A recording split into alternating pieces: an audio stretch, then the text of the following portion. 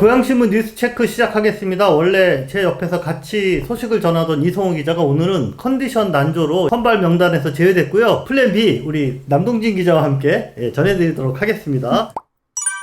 먼저 2023년 본예산 총액부터 살펴보면 규모가 지금 어떻게 됐죠? 이번 편성 예산 지출액이 총 2조 9,963억 원. 고양시가 최근 5년 동안 계속 예산안이 증가를 했었는데 올해 처음으로 이제 줄어들었습니다. 일반회계 부는 여전히 조금 증가를 했는데 특별회계가 약 20% 정도 감축이 됐는데요. 거기에는 아무래도 이제 뭐 고양시에 그동안 말도 탈도 많았던 도시재생 회계, 국비 반납 이런 영향들도 좀 있고, 그래서 전반적으로 또 이제 정부가 감액 추세다 보니까 지자체 예산도 좀 줄어든 것 같습니다. 좀 발칵 뒤집혔다. 막 네. 이런 지금 반응들이 사실 있어요. 자, 크게 보면은 이전 시장이 좀 중점적으로 추진했던 분야에서 많이 삭감이 됐어요. 그리고 어떤 거는 아예 부서 자체가 거의 사라지는 정도인데 하나하나 짚어보겠습니다. 도시재생 분야랑 평화미래 정책관 분야의 삭감률로 보면 가장 높은데요. 95% 이상씩 삭감이 됐는데 도시재생 분야 같은 경우는 특별회계, 일반회계 포함해가지고 96조 8%가 삭감돼. 이거는 부서 자체 이제 사업 폐기 수준인 거죠. 도시재생뿐만 아니라 평화미래 정책관 같은 경우에, 평화미래 정책관이 뭐 하는 데인지 이제 모르시는 분들도 있을 텐데, 이제 평화의료 클러스터 추진했었던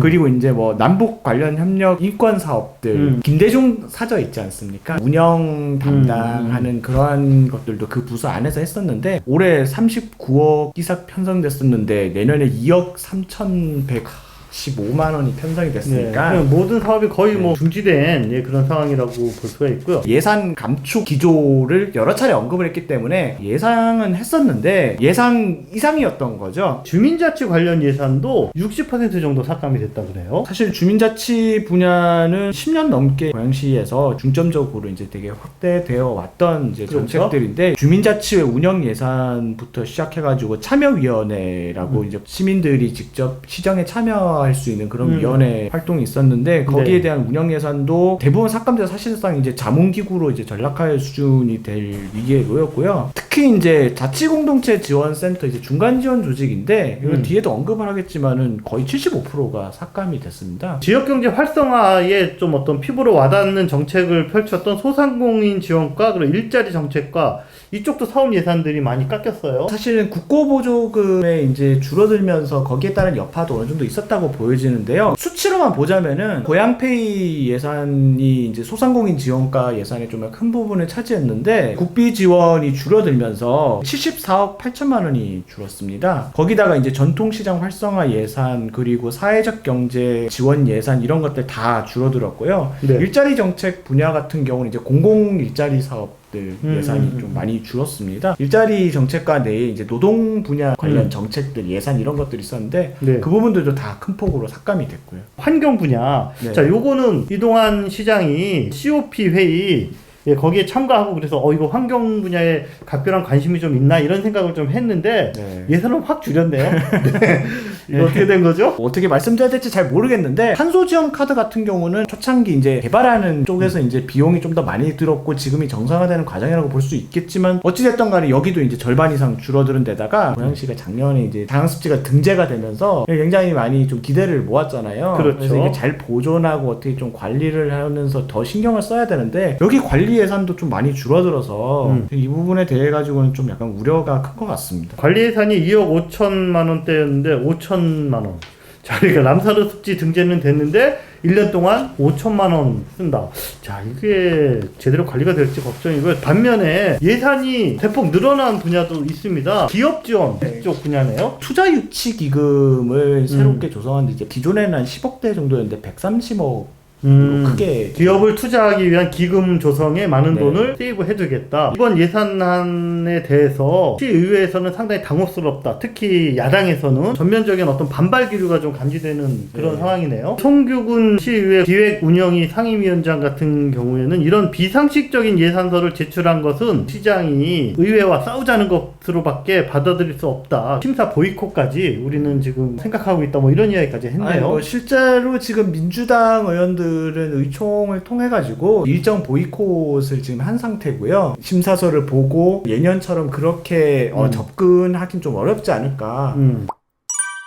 이렇게 예산이 그냥 줄이면은 그 사업을 그냥 안 하면 끝이다 이렇게 생각할 수도 있는데 단순히 이게 그런 문제가 아니라 인건비까지도 단품하게 난 그런 상황도 있어요. 그래서 자치공동체 센터에 대해서 좀 남 기자님이 이번 주에 깊이 취재를 하셨는데, 자, 자치공동체 센터 예산이 75%가 삭감됐습니다. 인건비가 지금 반토막 났다 이런 얘기가 들리는데 설명 좀 해주세요. 내년 책정된 예산이 4억 4,527만 원. 이게 인건비로만 올해 들어간 예산이 8억 8천만 원이라고 해요. 이게 더군다나 이제 자치공동체 지원센터가 올해부터 이제 주민자치회 전면 전환에 따라서 거기에 대한 지원 사업도 같이 맡으면서 업무도 많아지고 그 다음에 조직 규모도 더 커진 거거든요. 예, 여기 잠깐 짚어보니까 정규직이 9명, 무기계약직 6명, 시간제 계약직이 이제 20명, 30명이 넘는 이런 인원들이 같이 이제 근무를 하고 있는데, 자, 이렇게 되면 불법적인 요소, 이런 것도 지금 고민되는 거 아닌가요? 인건비까지 삭감될 정도로 이렇게 사업비가 책정돼 버리면은 사람을 잘라야 되거나 월급을 줄여야 되는 건데, 이거는 다분히 불법적 요소까지도 얘기될 수 있을 만한 사안인 거고, 상식적으로 이건 좀 너무 지나친 예산 편성이 아닌가. 역대급 삭감 편성안이다라고 이제 정리를 할 수 있겠는데요. 요거 이제 앞으로 어떻게 전망할 수 있을까요? 예산안은 던져졌고, 네. 이제 의회는 이걸 심사하고 통과하는 권한이 있다 보니 워낙 이제 파격적인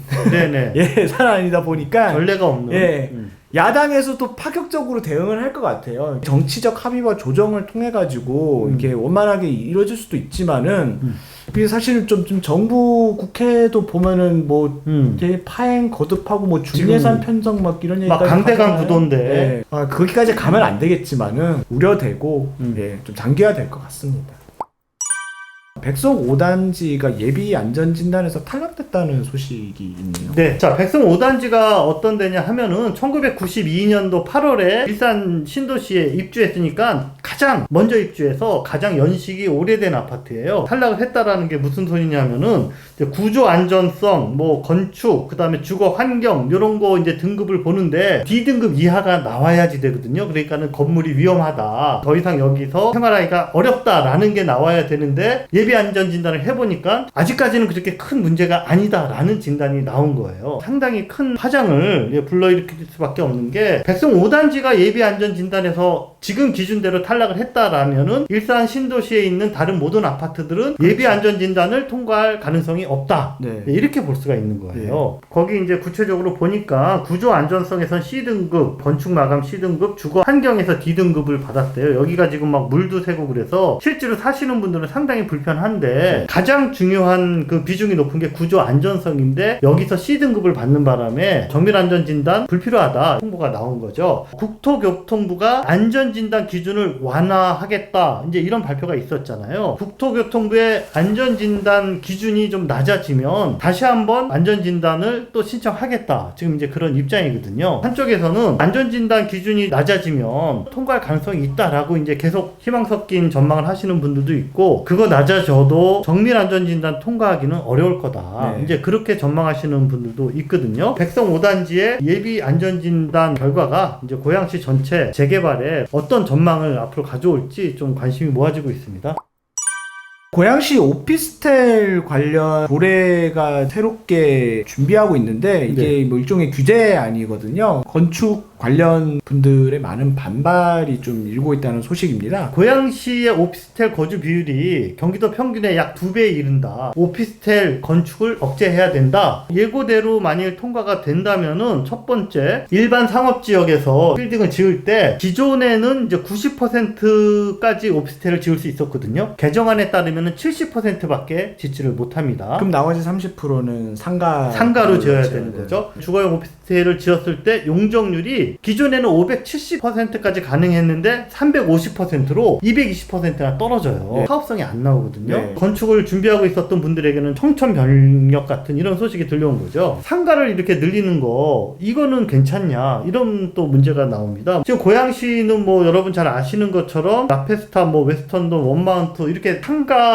스트릿이 정말 많은데 여기도 지금 공실률이 점점 높아지고 있는데 상가 비율 30%인 건물을 계속 계속 지으면 이 상가 공실률, 자 이거는 누가 책임질 거냐, 건축을 하는 사업성이 나오겠느냐, 이런 우려들이 또 나오고 있는 그런 상황입니다. 이게 꽤 오래전부터 준비됐던 사안이라고 하죠. 1년 이상 준비를 해서 지난 10월에 시장 결재를 완료했다, 이제 입법 예고까지 마쳤다, 시는 이렇게 밝히고 있는데, 지금 현 이동환 시장님께서 사인을 하셨다라는 거는 네. 주거용 오피스텔의 문제점에 대해서 인식을 하고 규제가 그렇죠. 필요하지 그렇죠. 않나라는 공감대가 형성된 결과지 않나라는 생각은 드는데, 근데 어쨌든 여기에 대해서 이제 시 관계자는 일부 반발이 있는 것은 알지만 오피스텔 규제는 고양시에 반드시 필요한 정책이다, 반대 의견에 대해서도 대화를 통해서 이제 설득을 해 나가겠다라는 입장을 밝혔습니다. 지난 이제 선거에서 이동환 시장이 선거법 위반으로 경찰 수사 대상이 됐는데, 밑에 있는 대변인 단독 이제 행위로 경찰이 이제 그렇게 결론을 내리고 검찰에 송치했다. 이동환 시장은 관련이 없는 것으로 그렇게 됐다. 자, 근데 검찰에서는 조금 다른 지금 또 입장이 나왔네요. 경찰 수사에서 결론 내었던 사안에 대해서 이게 좀 약간 부족하니까 보강 수사를 해야 되지 않느냐라는 그런 취지일 것 같고, 그때 고발 당사자뿐만 아니라 이제 뭐 시민사회나 이런 데서도 문제 제기를 했던 선거 캠프에서 나온 보도자료가 어떻게 대변인의 단독 범행이 될 수 있느냐, 그 과정에서 같이 이제 논의하거나 그랬던 관계자들이 있을 것이고, 네네. 특히 이제 시장 같은 경우에 보도자료뿐만 아니라 이렇게 그 블로그와 SNS 이런 데도 이제 그 관련 내용이 올라왔는데 그거를 몰랐을 리가 없다, 이런 주장들이 어느 정도는 반영되어서 재수사 요청이 되지 않았나 싶은 생각은 들고 있습니다. 앞으로 또 이게 추가적인 소식이 나오면은 저희가 이어서 보도를 해드리도록 하겠습니다. 이번 주에는 생태 관련해서 좀 눈에 띄는 기획이 있는데 어떤 건지 소개 좀 부탁드릴게요. 우리 고양신문에 칼럼을 계속 연재하고 있는 고양시의 최고의 어떤 생태 전문가라고 할 수 있죠. 한동욱 에코코리아 이사님께서 해외 탐방을 다녀왔는데 아주 흥미로운 그런 기행을 갔다 왔더라고요. 그 유럽 북해에 있는 와덴해, 자 여기가 어디냐 하면은 독일이랑 덴마크랑 그리고 네덜란드, 이 3개국의 접경이 이어져 있는 그런 해안인데 3개국을 다 다니면서 생태 탐사를 하셨어요. 아주 현장감 있고 또 재미있는 그런 생태 순례 기사를 우리 고양신문에 3회에 걸쳐서 이렇게 연재를 하기로 했습니다. 그래서 이번 3회. 네네. 그래서 이번 주에 이제 첫 회 독일과 덴마크 접경 지역 이야기가 나오는데 사진도 멋지고요. 저 온라인으로 이제 저희가 기사를 쭉 올려드리니까요. 여러분들 이거 재미있게 연재 기사 한번 읽어보시면 좋을 것 같습니다.